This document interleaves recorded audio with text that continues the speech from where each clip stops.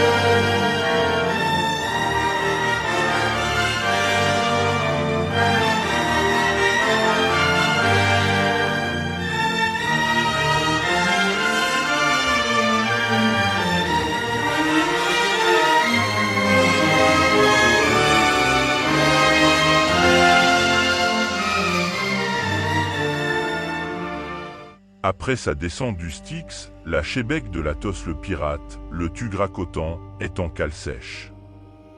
Tydeus s'est absenté avec ses tribus nomades et l'Athos et Aménophis passe quelques jours à explorer la ville en attendant une nouvelle audience demandée par Asmar el-Kabir le sultan. Ils retrouvent par hasard Bardo, le nomade avec qui ils avaient combattu lors de la bataille de Shushan. Dans la taverne Biar Bay Mitabat, ce dernier est maintenant occupé à préparer Bougatsa, son champion, pour un combat de chameaux. L'animal parfaitement préparé est beaucoup plus puissant que Durom, son adversaire de l'entraîneur Ben El Mori. Mais voulant mettre toutes les chances de son côté, Bardo et l'Athos le drogue. Ce dernier en profite pour parier une de ses dernières opales alors que les chameaux commencent à déblatérer. L'affrontement est bref mais intense et Bougatsa, les yeux injectés de sang, bloque son adversaire au sol de son coup puissant. Alors que les acclamations retentissent, le chameau s'affole et Bardo est obligé de courir après dans la rue pour rattraper le champion. Les héros emportent la mise et se rendent ensuite au palais non sans remarquer dans le port une jonque de la lointaine et mythique Kitaï. Le sultan Asmar el-Kabir les attire dans un salon plus discret où les attend Chian, l'ambassadeur de Kitaï. Les deux hommes ont besoin d'agents discrets pour rechercher des automates pensants, le chef d'œuvre de Talos l'inventeur.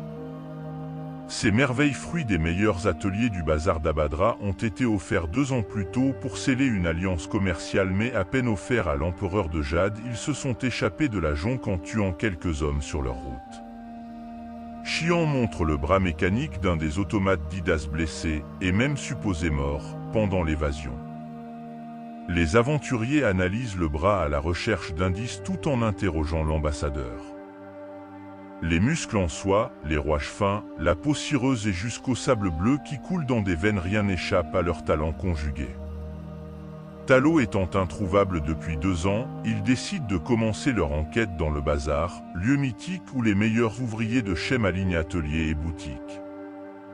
L'Athos et Aménophis activent les réseaux secrets dont ils disposent tout en visitant le marché. Pendant ce temps, Bardo découvre presque par hasard, alors qu'il recherche des indices sur la disparition de Talos, son carnet sur un étal. Le carnet est magiquement fermé par une formule, mais l'Athos ne tarde pas à découvrir que le feu permet de faire une rune d'ouverture sur sa couverture. Le carnet les oriente à la recherche de Wazniwen, la mère des automates, vers la ruelle de la soie, un chemin perpendiculaire dans les rues du bazar que seuls quelques curieux malchanceux prennent parfois. Les toiles d'araignée qui traversent la rue ne les alertent que trop tard. La tisseuse, une femme décharnée aux longs cheveux de soie, les surprend dans sa toile. Alors que Bardo tente de la convaincre par persuasion ou tentant d'audacieuses intimidations, elle commence à se transformer en une araignée géante. Les héros repoussent des nuées d'araignées et Amenophis se ferait même un chemin jusqu'à elle, profitant du désordre de la ruelle pour trouver autant de chemins à travers la toile. Alors qu'il abat sa lame sur la créature, il est surpris par une des pattes et se retrouve désarmé. Heureusement, Latos et Bardo ont entre-temps réussi à tenir à distance la nuée à l'aide de torches et de flèches enflammées. Ils décochent maintenant sur le monstre des traits enflammés. L'araignée hurle au milieu de ses toiles enflammées et laisse au barbare un répit suffisant pour retrouver sa lame et la trancher en deux d'un coup. Alors qu'elle se retransforme, elle pousse un dernier soupir en mourant. « Sauvez mes enfants !» Alors qu'ils ressortent de la ruelle et que Bardo cherche, pour une raison que les dieux eux-mêmes ignorent, des traces de pieds géants dans le bazar, Latos lui entend parler d'individus suspects qui seraient passés par ici il y a peu. Sur leurs traces, il pénètre dans les bassins souterrains de la ville où il repère vite le campement de Fortune de Pis, un des automates. C'est le moment que choisit Ilos et sa bande pour surgir. Ce dernier, à la recherche de Vetranis, a suivi les héros jusqu'ici et leurs explications sont dans un premier temps plus que confuses.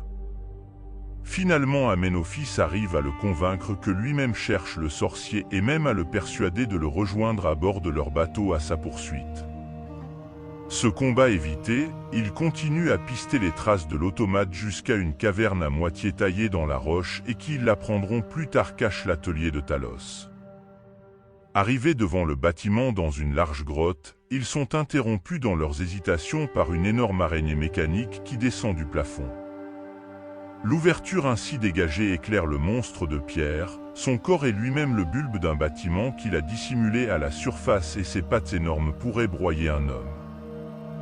Latos manque peu de le découvrir mais sa cuirasse en craquant lui laisse le temps de s'extirper, il a tout juste le temps d'indiquer à Amenophis ce qui pense être un point faible. Alors que Bardo distrait l'araignée, ce dernier bondit sur une patte qui tentait de le frapper puis sous l'abdomen du monstre. Il se saisit d'une sorte d'ouverture et dans un mouvement aussi puissant que désespéré l'arrache. Le liquide brûlant qui se déverse manque de condamner ses amis et l'araignée en s'écroulant de l'écraser, mais quand la poussière retombe ils sont de nouveau debout dans la grotte éclairée par le soleil. Secoué par ces combats, il trouve tout de même le courage de pénétrer dans l'atelier. Talos gît la tête écrasée au pied d'un automate désactivé. Les aventuriers découvrent quelques-unes de ses inventions et surtout des sabliers bleus. Ils décident non sans s'être prémunis contre lui de réactiver l'automate à l'aide d'un de ses catalyseurs. Ce dernier n'est pourtant pas agressif, plutôt résigné et reconnaissant aux aventuriers. Il leur narre comment lui et les autres automates ayant découvert leur espérance de vie si limitée ont fui Kitaï puis ont été séparés sur la route. Il demande aux héros de cacher au sultan et à l'ambassadeur son existence. Ces derniers préfèrent user de ruses et créer à l'aide de l'atelier un nouvel automate. Il est de piètre qualité et son visage peu ressemblant. Latos décide donc de le brûler pour appuyer le mensonge. Ils acceptent la proposition de Pis de rejoindre leur équipage et finalement repartent voir le sultan.